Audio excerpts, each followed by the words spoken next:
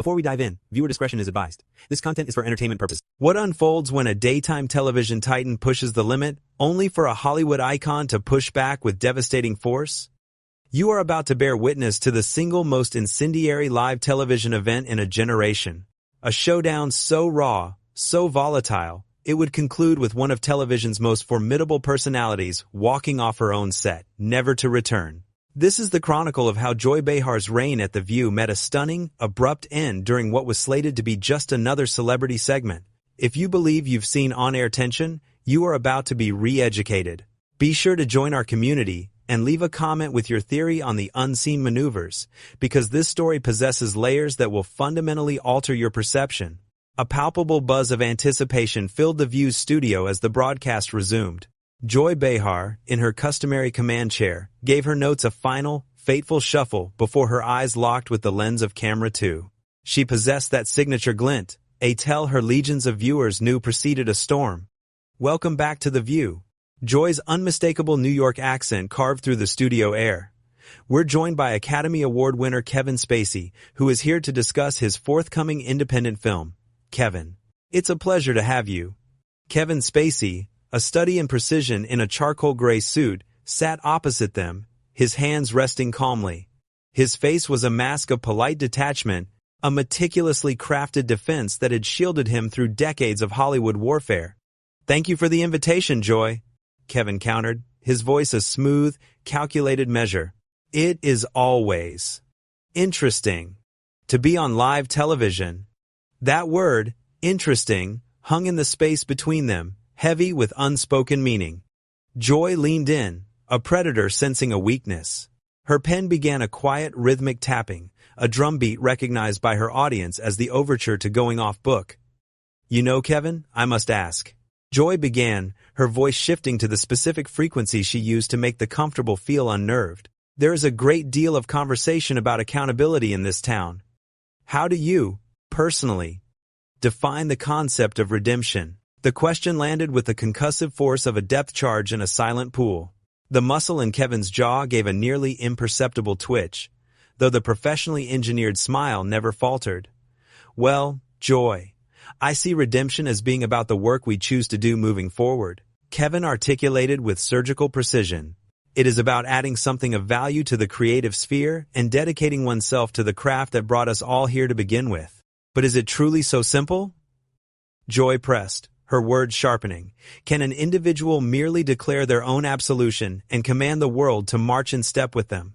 The studio audience fell into a collective, breathless silence. It was clear, even to the other co-hosts, that Joy had breached the agreed-upon protocols of the pre-production meeting and was now operating in hostile territory. Kevin slowly uncrossed his legs, leaning back, his composure still a fortress, but his eyes now fixed solely on Joy with an unnerving focus. "I believe, Joy, that we operate in a society that permits people to reconstruct their lives. That is what I am engaged in, a focus on my work and the projects I deem meaningful." "Correct," Joy fired back, before the echo of his words could fade. "But what about those who are not afforded the luxury of simply rebuilding?" Her voice began to rise, gaining an edge of righteous fury. "What about the individuals whose trajectories were altered by the actions of certain powerful people in this industry? Is their due merely to be told that someone is now focusing on their craft?" The pressure within the studio had become a physical presence. Camera operators exchanged wide-eyed, frantic glances while in the control booth. The show's producer could be seen gesturing with a silent, escalating panic. But the challenger, Joy, seemed to miss the signal entirely, even as Kevin's entire posture shifted on some unseen axis. The practiced smile evaporated, leaving behind the cold, hard calculus of a man cornered. "I came here today," he began, reciting the prepared script, "to speak on my new film, a piece about the resilience of the human spirit and the power of art. I am uncertain of the specific insinuations you are making, but I believe it is paramount that we avoid making assumptions about the inner lives of others." "Oh, I'm not assuming anything," Joy countered, the full weight of her televised persona now crashing into the conversation. "I am posing direct inquiries about accountability, a currency that seems tragically devalued in our times, particularly for those who believe their talent is a shield against consequence." The volley found its target, a direct hit. Kevin's hands, moments before at ease, were now a white-knuckled grip on the arms of his chair, and when he spoke, his voice was a different instrument, honed to a razor's edge. "Joy, I must insist you stop right there," Kevin commanded. The tone was level, yet beneath it lay a foundation of unshakable firmness. "You are weaving some incredibly grave narratives on live television, and I suggest you become acutely aware of the ground you are choosing to tread upon." But Joy was now in her element, the predator unleashed. This was the very stance that had carved her name into the stone of daytime television. "I am being careful, Kevin. I'm taking meticulous care to pose the questions that demand an answer. The very questions others have been too intimidated to voice." "Intimidated," Kevin echoed, a single eyebrow arching in theatrical disbelief. He tasted the words. "That is a fascinating selection from the lexicon, Joy. Are you implying that my colleagues, your peers, have been cowed by my presence?" "I'm implying," Joy shot back, "that it is past time someone asked the necessary questions without fear of bruising delicate egos. Perhaps it's time a voice was given to what every viewer at home is already thinking." A profound quiet fell over the set. The silence was a physical thing, a wire pulled taut to its breaking point. When Kevin's voice finally cut through it, it was a whisper more menacing than any shout. "And pray tell, Joy, what is it that you believe everyone is thinking?" The question was a gauntlet thrown down, shimmering in the studio lights. Her co-hosts were now visibly panicked, their shifting bodies and frantic, exchanged glances a silent chorus of alarm. The audience itself could feel it, the chilling sense that this was no longer an interview, but a public unraveling. Joy, however, appeared to feed on the escalating chaos. "I think," she declared, "everyone is wondering how a man can simply reappear and expect a hero's welcome as if history has been erased. They are wondering about accountability, about consequences, about the ancient question of whether immense talent grants a man a pass to simply move on." Kevin's reply, when it arrived, was delivered with the chilling precision of a master performer who understands the weight of every single word. "Joy, allow me to ask you a question," Kevin began, his voice now laced with a quiet, undeniable menace. "Are you absolutely certain you wish to continue down this road? Here, on this stage, for all to see? Because this is a threshold. Once we cross it, there is no return, and I am not at all convinced you are prepared for where this path ultimately leads." The threat was no longer veiled. It was the central character in the drama. But Joy Behar had forged an empire by never backing down. The glint of danger in his eyes was not a warning to her, but an invitation. It was fuel for an inferno that was already raging. "Is that a threat, Kevin?" Joy's voice sliced through the tension, sharp and clear. "Because if it is, I believe our audience has a right to know the true character of the man sitting before them." A soft, mirthless laugh escaped Kevin's lips. "Threatening you, Joy? No. I am attempting to save you from yourself. You are marching into a battle of wits, for which you are tragically, fatally unarmed, hurling accusations on live television, seemingly without a care for the wreckage." "The only wreckage I am concerned with," Joy retorted, "is what happens when the truth remains buried." She leaned forward, a predator closing in. "And the truth is that certain individuals believe they can launder their reputations with a few curated interviews, expecting the world to develop amnesia." "And what version of history do you believe you possess, Joy?" Kevin countered, his voice dropping to a deceptively gentle register that was more chilling than any shout. "Because I am utterly fascinated to hear the tale you've convinced yourself is real." A silent panic rippled through the set. Joy's co-hosts were now sending frantic, unseen signals, with Whoopi attempting a subtle hand gesture, a silent plea for de-escalation. But Joy was locked in, a gladiator who saw only her opponent. The roaring coliseum around them had ceased to exist. "I think what happened," she declared, "is that the powerful were allowed to write their own rules and escape their own consequences." Her voice swelled with conviction, each word a hammer blow. "And I think some of them are now attempting to gaslight the entire world into believing it was all a dream." A long, heavy silence followed. Kevin studied her, a grandmaster calculating 5 moves ahead. When he spoke, his tone carried the quiet, bone-deep authority that had made him a legend. "Joy, you are making a grave and fundamental miscalculation right now. Kevin said, his words measured and precise. You are confusing a television platform with genuine power. You are mistaking loudness for righteousness. And you are moments away from a very harsh education on the difference. Is that another veiled warning? Joy demanded, her voice now amplified by the studio's sudden, tomb-like silence. Because I've weathered storms from far greater titans than you, and I'm still here.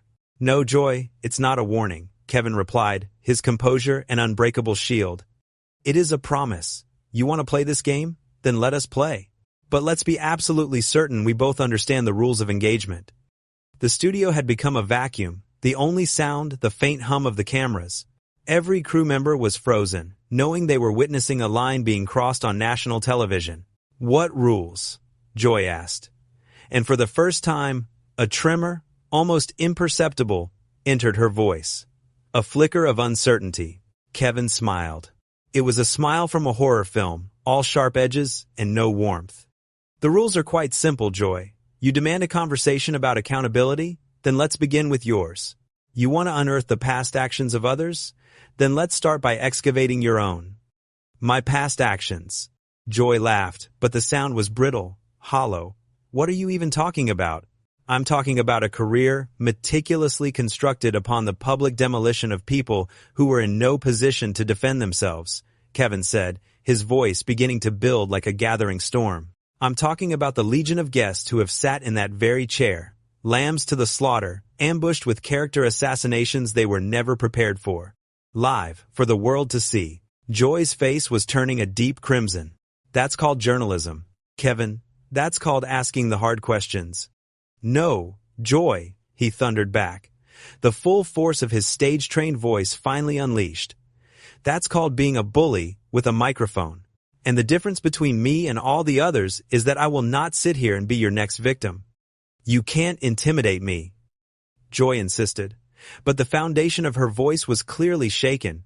I'm not trying to intimidate you, Kevin said, his calm now more terrifying than any rage. I am simply stating that if we are to have a discourse about behavior, let it be an honest one. And honestly, Joy, the trail of destruction you have left throughout your career is far more vast than anything I have ever been accused of. The statement landed with the concussive force of a physical blow. Her mouth gaped, a silent, desperate gasp for words, before her voice finally caught. How could you? She finally managed, the words laced with venom. How dare you sit in that chair and try to pin this on me? This isn't my doing. I am pinning nothing, Kevin countered, his tone as smooth and cold as polished steel. I am simply answering your fire with fire. You demanded accountability, so I am asking for yours. You spoke of consequences. Now, I am asking about the trail of consequences you've left in your wake. The camera zoomed in as Joy's knuckles turned bone white, her grip on the table the only thing keeping her anchored. My actions? I have built a career on speaking truth to the powerful. Your actions, Kevin affirmed, his voice now a rising tide of judgment. The guests you eviscerated with your televised ambushes. The careers you torched with nothing more than a reckless insinuation. The human beings who fled this studio feeling violated and exposed, all because it made for a riveting segment. That's not, Joy began, her defense faltering. But Kevin's momentum was unstoppable. The young actors? He steamrolled on, his voice building like a crescendo in a tragic opera, who came here to share their dreams and left feeling like they'd survived an assault. The public servants who consented to a dialogue and were instead subjected to a brutal cross-examination. The authors, the singers, the visionaries who came here in good faith, only to be met with your unique and vicious form of public execution. By now, Joy was visibly reeling, her fortress of confidence crumbling to dust before millions. You don't know the first thing you're talking about, she hissed. Oh, but I know everything, Kevin retorted, leaning forward, claiming the space between them. I know because I've talked to the ghosts you created, Joy. I know because this town is smaller than you believe, and its whispers have a way of becoming a roar. They speak of the cold fear that grips them when they are booked on your show. They speak of the dread of facing one of your infamous character assassinations. That is, Joy started, but her voice fractured, betraying the truth. The crack was all the opening he needed. That's what, Joy, he pressed, his advantage now absolute. That's a lie, is it? Because I have names, should you require them. I can tell you all about the promising actress who collapsed with a panic attack in your green room after you spent 10 merciless minutes tearing apart her personal life instead of her film. I can tell you about the musician whose soul you so thoroughly crushed, he still refuses all television appearances to this day. The color drained from Joy's face, leaving a pale, ghostly mask of shock. Her hands began to tremble. The other hosts looked on, helpless, their eyes darting to the control room, praying for a sign, an intervention, anything. You are lying, Joy whispered. But the accusation was a feather against a hurricane. Am I? Kevin's voice dropped to a deadly, intimate quiet. Because the thing about the scales of justice, Joy, is that they eventually have to balance. You demand others account for their sins, but you must also be brought to account for yours. And the record shows your actions have been relentlessly cruel, endlessly destructive, and eternally shielded by the emblem of this very program. With a sudden surge of adrenaline, Joy shot to her feet, her chair flying back from the force. Her expression was a war between incandescent rage and raw, animal panic. I don't have to sit here and take this, she announced, her voice trembling. No, you don't. Kevin agreed, his tone returning to an eerie calm. You can walk away. You can do what you've always done when finally confronted with a reflection you don't like. You can run. The word run hung in the air, an indictment and a challenge. Joy stood frozen, a queen checkmated in her own court. Her chest heaved with ragged breaths as she stared at Kevin, her eyes a storm of fury and utter disbelief. Run, she echoed, the word cracking under the immense emotional weight. I have never run from anything in my life. A question hanging in the air like a guillotine. Haven't you? Kevin countered, leaning back, not in relaxation, but with the chilling poise of a predator who has cornered his prey. Let's journey back, shall we? To the Broadway producer, a mere 3 years ago. The very interview where you leveled charges with no foundation, and the moment he dared to mount a defense, the show miraculously required a commercial break, a direct hit. The color drained from Joy's face, a canvas suddenly wiped clean. That's not the narrative, she stammered, but her words were vapor. Kevin, the relentless prosecutor, pressed on. Or shall we recall the documentarian, the woman who came to champion women's rights? But you chose instead to dissect her private life. And when she fought back, oh, the gremlins in the machine, a sudden cascade of technical difficulties. A desperate plea escaped her lips. Stop it, a whisper against a hurricane. But Kevin's memory was a vault, and he was just getting started. Remember the environmental activist? Here to speak on the fate of the planet, only to be subjected to a 15-minute inquisition about his failed marriage. His cadence was an engine building steam, a freight train of judgment bearing down, and the cookbook author reduced to tears on this very set, because her body became more scrutinized than her culinary creations. The teenage scientist, beaming with pride, only for you to imply her genius was merely the work of her parents. Each memory was a stone, and the weight was becoming unbearable, and with every blow, Joy visibly diminished, collapsing inward. Her colleagues, her on-air family, now stared, their expressions a mixture of shock and dawning horror. Those were legitimate questions, she offered, a defense that crumbled into dust as it left her own lips.